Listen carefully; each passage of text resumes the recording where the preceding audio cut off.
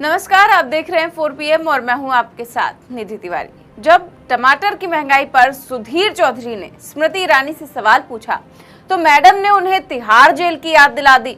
लेकिन स्मृति ईरानी के गुस्से का सामना करने वाले सुधीर चौधरी अकेले एंकर नहीं हैं, क्योंकि जिस दिन सुधीर चौधरी को स्मृति ईरानी ने जेल की याद दिलाई, उसी दिन नाविका कुमार को भी स्मृति ईरानी की घमंड वाली भाषा शैली के दर्शन हो गए। नाविका कुमार को आप जानते ही होंगे, टाइम्स नाउ की वरिष्ठ एंकर हैं और मोदी भक्ति में काफी आगे ही रहती हैं।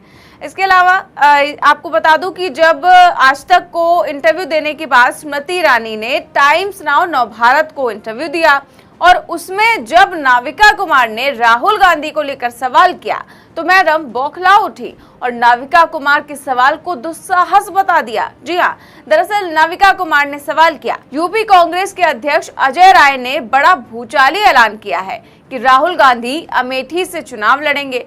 तो क्या 2024 में राहुल गांधी अमेठी से चुनाव लड़ते हैं तो पहले से भी ज्यादा हाई वोल्टेज चुनाव होगा आपके खिलाफ? तो नाविका कुमार के सवाल को दुस्साहस बताते हुए स्मृति ईरानी ने कहा कि पहली बात तो ये कि आप मेरी उम्मीदवारी तय करने का दुस्साहस कर रही हैं। अजय राय या राहुल गांधी ऐसा ऐलान कर सकते हैं क्योंकि वो अपनी पार्टी के मालिक हैं और मैं बीजेपी की सिर्फ एक कार्यकर्ता हूँ। बीजेपी का पार्लियामेंट्री बोर्ड तय करेगा कि अमेठी से कौन चुनाव लड़ेगा। आगे नाविका कुमार ने पूछा कि अगर राहुल गांधी अमेठी से चुनाव लड़ते हैं और आप चुनाव नहीं लड़ती हैं तो बीजेपी और आप पर क्या ये आरोप नहीं लगेगा कि आप डर गई और भाग गई? इस पर स्मृति ईरानी ने कहा कि भागने का इतिहास मेरा नहीं, राहुल गांधी का रहा है। इतिहास बताता है कि राहुल गांधी भगौड़े हैं। मैं आपको बता दूं कि मैं 2 बार राज्यसभा से भी सांसद रही हूं। राहुल गांधी पार्टी के मालिक हैं और मैं एक कार्यकर्ता हूं। तो चुनाव लड़ना बीजेपी पार्लियामेंट्री बोर्ड तय करेगा। यानी कि एक साधारण से सवाल को स्मृति ईरानी ने नाविका कुमार का दुस्साहस बता दिया। यही नहीं, इसी इंटरव्यू में जब नाविका कुमार ने स्मृति ईरानी से फ्लाइंग किस पर सवाल किया तो भी स्मृति ईरानी ने किस तरह का जवाब दिया, सुनिए। नाविका कुमार ने सवाल किया कि हो सकता है राहुल गांधी ने साधारण तौर पर एक जेस्चर के तौर पर फ्लाइंग किस दिया हो, लेकिन आपने इसे इतना बड़ा मुद्दा बना दिया। इस पर स्मृति ईरानी ने कहा कि क्या हम लाइव हैं? आप एक प्रोफेशनल एंकर हैं और यहाँ टीवी स्टूडियो में 7 पुरुष हैं। अगर नाविका कुमार की तरफ कोई ऐसा इशारा करेगा तो क्या चलेगा? मतलब एंकर ने साधारण सा सवाल किया तो स्मृति ईरानी ने इस तरह का जवाब दिया। लेकिन अभी भी स्मृति ईरानी के इस तरह के जवाब के बाद भी सुधीर चौधरी से लेकर नाविका कुमार तक बड़े से बड़े एंकर सिर्फ इतना बोल पाते हैं कि मैडम थोड़ी सहनशीलता लेकर आइए, बाकी और कुछ भी नहीं। सुधीर चौधरी लाइव ना सही लेकिन ट्विटर पर अपने अपमान को लेकर कुछ तो बोल ही सकते थे।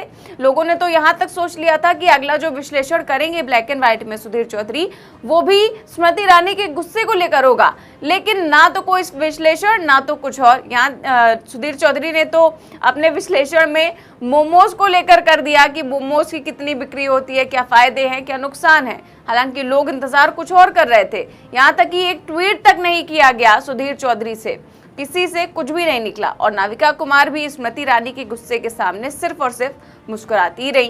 खैर, स्मृति ईरानी का ये गुस्सा कोई नया नहीं है। उनके गुस्से की वजह से तो एक पत्रकार को अपनी नौकरी तक गंवानी पड़ी थी। जब अमेठी में एक पत्रकार ने उनसे सवाल पूछ लिया और उन्होंने इस तरह का जवाब दिया तो दैनिक भास्कर जो था उसने अपने पत्रकार से किनारा कर लिया। उसने कहा कि ये हमारा पत्रकार है ही नहीं और उसकी नौकरी चली गई।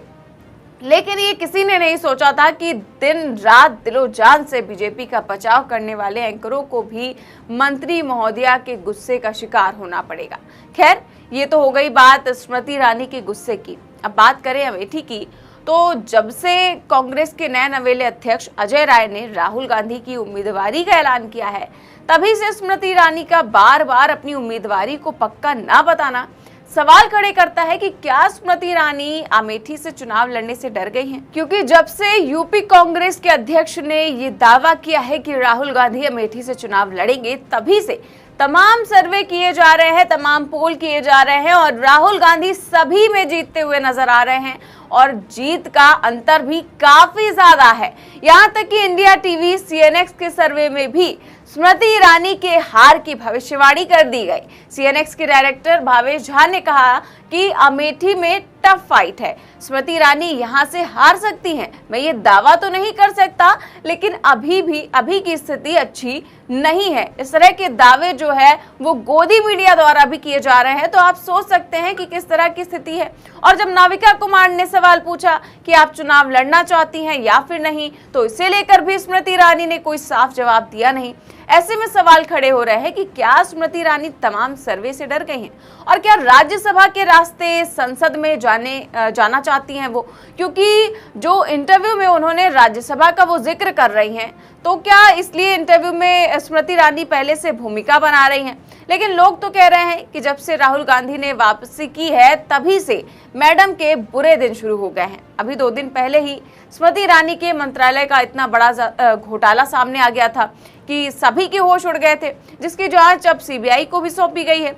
हाँ, ये बात अलग है कि इतना बड़ा घोटाले का खुलासा हुआ, स्मृति ईरानी मैडम उसी दिन आज तक के प्रोग्राम में गई, टाइम्स नाउ को भी इंटरव्यू दिया, लेकिन किसी भी एंकर ने उन घोटालों के लेकर सवाल नहीं किया कि मैडम आपके मंत्रालय में इतना बड़ा घोटाला कैसे हो गया। स्मृति ईरानी ने भले ही बेइज्जती कर दी, लेकिन एंकरों ने अपनी भक्ति को जारी रखा।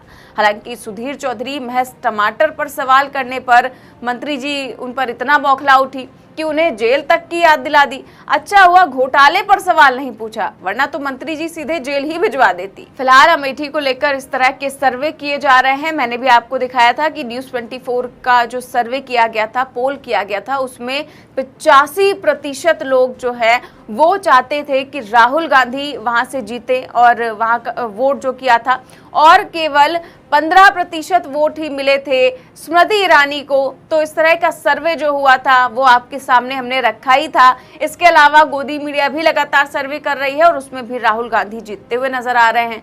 तो इस तरह से स्मृति ईरानी लगातार घुमा फिरा कर जवाब दे रही हैं कि वो अमेठी से चुनाव लड़ेंगी कि नहीं, और एक तरह से वो मना ही कर दे रही हैं। अभी तक तो वो मंत्री थी बीजेपी में, लेकिन अब वो खुद को एक कार्यकर्ता बता रही हैं, केवल इस नाम पर कि अमेठी में चुनाव लड़ना है कि नहीं। इस सवाल पर वो कह रही है कि मैं तो बीजेपी की एक साधारण सी कार्यकर्ता हूं।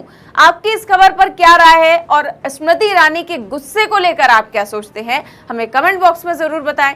देश और दुनिया की तमाम बड़ी खबरें जानने के लिए देखते रहिए 4PM न्यूज नेटवर्क। नमस्कार।